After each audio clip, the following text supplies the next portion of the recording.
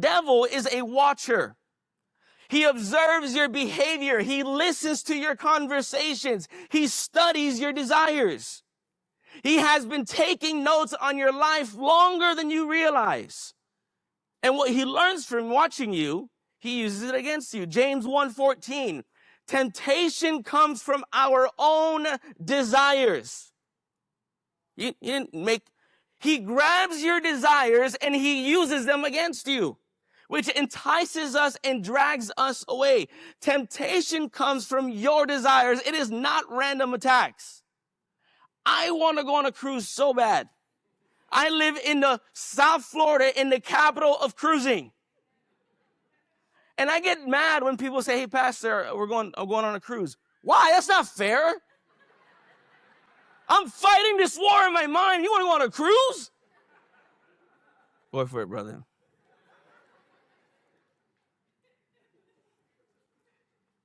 He watches what you love. He listens to what you talk about. He studies what you fear.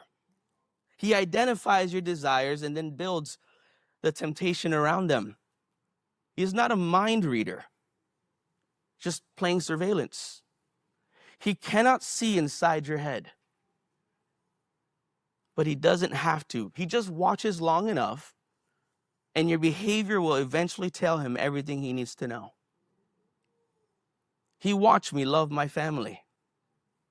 He listened to my wife and I's conversation about the cost of ministry. My wife is a daughter of a pastor, an evangelist, a missionary. She's pioneered before. She understands the cost. She said the words, I don't want to lose my family for ministry. Maybe it's just us, but he's heard my wife's fears.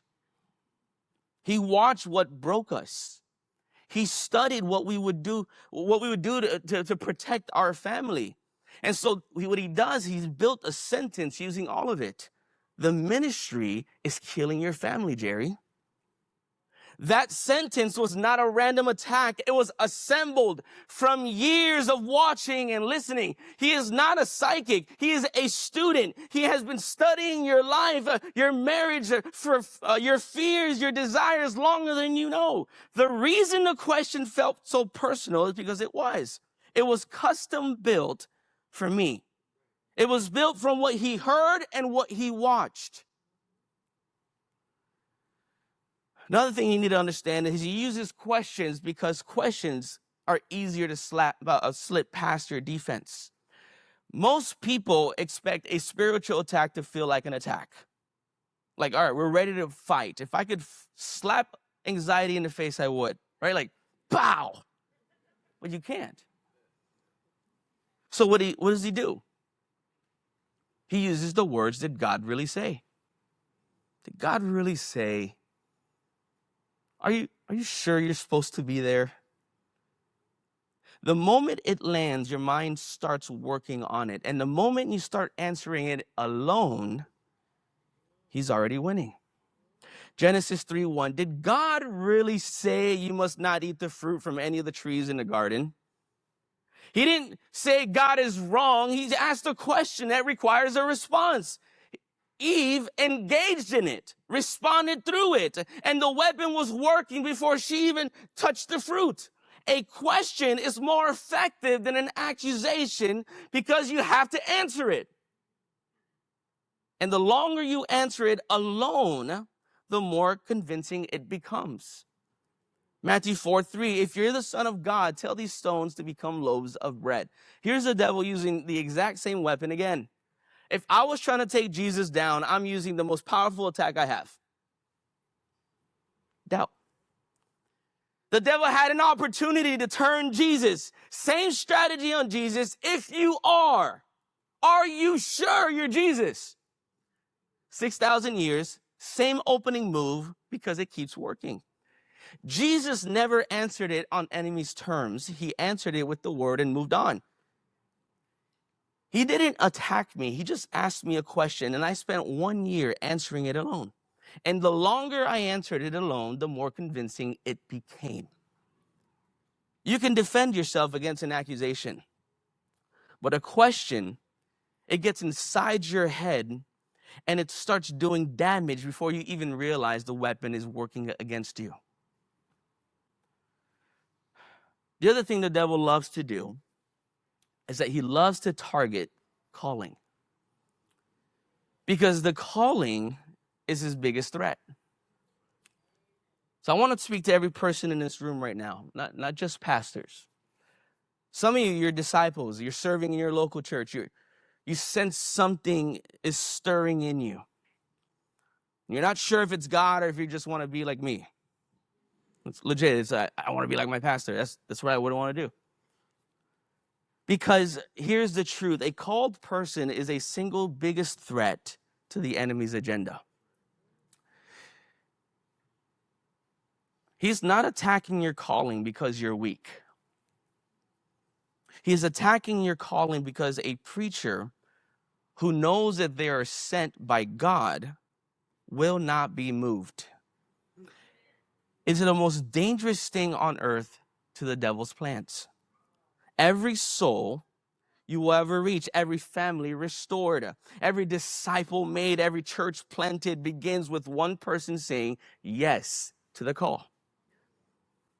If he can get you to doubt the call, he doesn't have to fight. You'll do the work for him. Some of you are theologians. You talk yourself out of anything. Every year. Yeah, that wasn't the right one. That wasn't the right year. Genesis 1:28, then God blessed them and said, be fruitful and multiply, fill the earth and govern it. The assignment existed before the attack, which was the lie. Before the serpent ever opened his mouth, God had already given Adam and Eve a calling. The serpent didn't wander in the garden randomly. He went straight to the people with the assignment. He didn't target the fish and the animals and the beavers. He targeted the one God had authorized.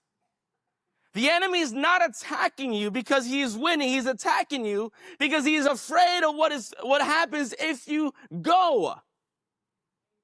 Every time a called person answers yes, he is losing ground. Every time a called person answers the lie alone, did God really call me to this? The devil's plan begins to work. Jeremiah 20:19. Then I said, I will not make mention of him, nor speak anymore in his name. But his word was in my heart like a burning fire shut up in my bones. I was weary of holding it back, and I could not. Jeremiah didn't just hear the question. He decided to quit. He stopped preaching, and then the fire was louder than the doubt because he knew he was called. He couldn't stop. Not because circumstances changed, but because the call was real. And a real calling doesn't get canceled by a question. So whether you're behind a pulpit or sitting in your chair, wondering if God really spoke to you, the enemy is not attacking your calling because you're insignificant.